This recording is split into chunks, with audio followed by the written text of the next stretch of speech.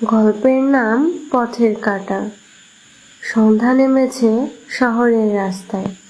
Coaching শেষে একা ফিরছে রিমি, কাঁধে ব্যাগ, মুখে ক্লান্তির ছাপ।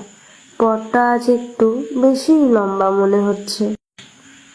হঠাৎ পেছন থেকে বেজে ওঠে এক সিটি।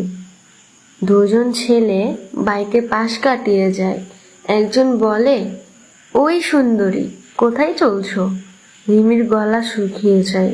সে চুপ করে হাঁটতে থাকে, কিছু বলে না। চারপাশে অনেক মানুষ ছিল, কিন্তু কেউ কিছু বলল না।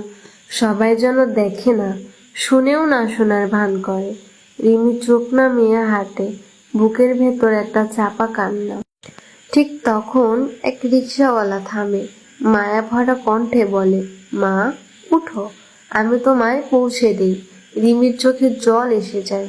সে ধীরে ধীরে রিস্কায় উঠে বসে।